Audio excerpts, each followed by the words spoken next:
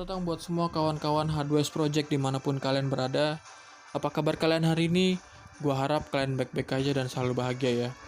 Oke, sebelum kita lanjut ke inti video di video kali ini, yuk buat teman-teman yang belum subscribe channel H2S Project, yuk mari kita subscribe supaya channel ini bisa lebih berkembang lagi dan bisa memberikan hiburan di setiap videonya.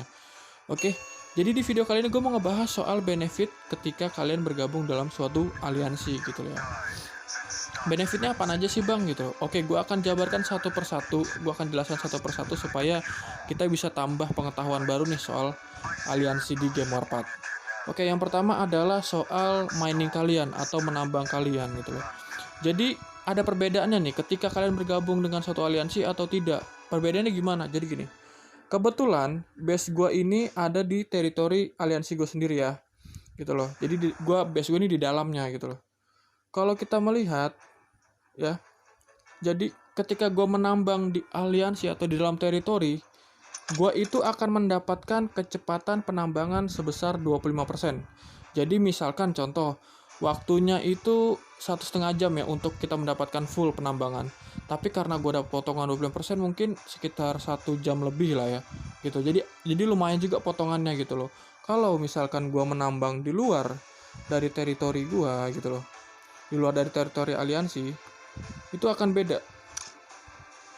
Nah, kalau kita perhatikan di bawah tulisan sekutu itu nggak ada benefitnya karena itu di luar dari penambangan atau di luar dari teritori kita gitu loh. Makanya kenapa gue tekankan supaya kalian bisa bergabung dengan aliansi gitu loh.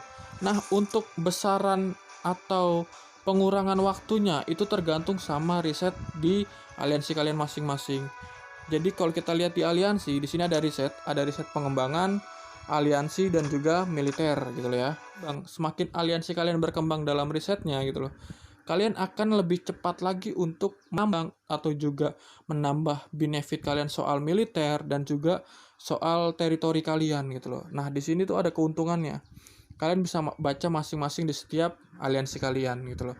Jadi kenapa sekarang tuh aliansi tuh membutuhkan banyak yang member aktif, bukan soal aliansi itu besar atau tidak.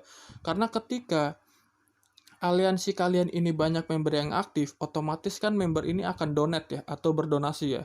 Jadi semakin banyak yang berdonasi, semakin cepat juga si aliansi ini berkembang, risetnya berkembang. Akhirnya apa yang kalian berikan itu akan mendapatkan keuntungan lebih besar lagi untuk kalian gitu loh. Kalau misalkan anggotanya yang aktif sedikit gitu loh, ya percuma aja gitu loh, karena si aliansi ini butuh perkembangan ya.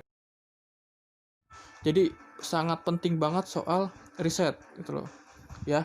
Oke, benefit yang kedua adalah soal shop atau toko. Nah, toko ini tuh adanya hanya di aliansi gitu loh ya.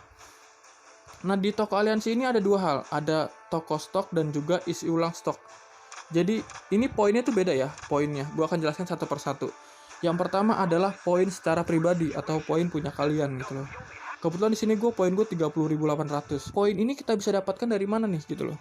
Poin ini kalian bisa dapatkan ketika aliansi kalian, leader kalian atau petugas di aliansi kalian itu membangun suatu teritori baru. Ya, membangun suatu teritori baru. Jadi kalian tuh disuruh untuk, makanya kenapa banyak leader yang nyuruh kalian untuk ayo kita bantu bangun pindahkan base ke teritori yang sedang dibangun. Itu supaya pertama untuk mempercepat pembangunan, kedua supaya kalian mendapatkan poin.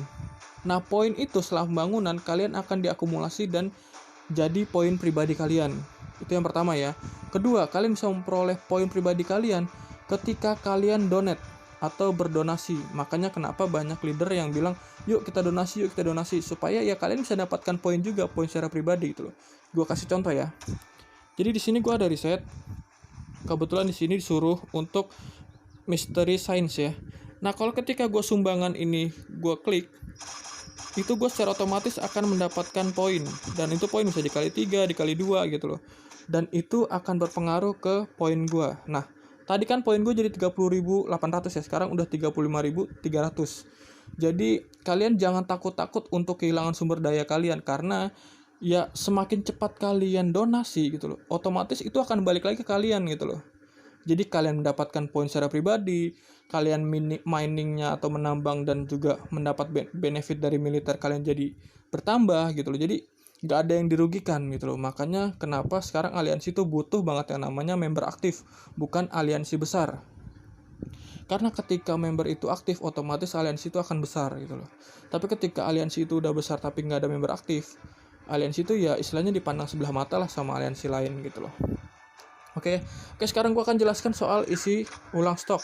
Nah, isi ulang stok ini berbeda poinnya ya. Ini adalah poin aliansi. Poin aliansi ini didapatkan ketika teritori atau desa ya. Jadi gue kasih contoh lagi ya. Di sini kebetulan di sekitaran gue ada desa yang kebetulan diduduki oleh aliansi gue. Nah, selama desa ini menjadi satu teritori di aliansi gue, dia akan mendapatkan 3.600 poin aliansi per jam. Jadi kalian bisa bayangkan ya, semakin banyak teritori yang kalian bisa dapatkan, itu semakin banyak poin aliansi yang kalian dapatkan. Nah, tapi poin aliansi ini yang bisa menggunakan hanya petugas dari si aliansi dan juga leader. Nah, gunanya apa sih? Jadi gini,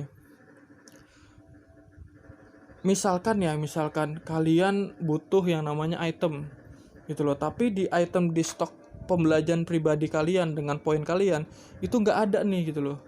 Nah, jadi si leader atau si petugas nanti itu akan restock semua barang-barang yang ada di isi ulang stok ini pindahkan ke stok, supaya si member-member ini yang punya pada poin itu mereka dapat belanja atau mereka dapat menukarkan poin mereka untuk membeli stok-stok yang udah di restock sama leader atau juga staff gitu.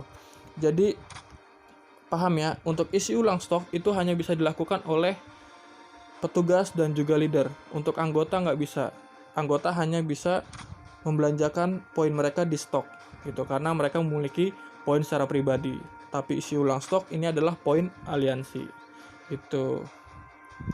Oke, yang ketiga di sini gue mau jelasin soal hadiah.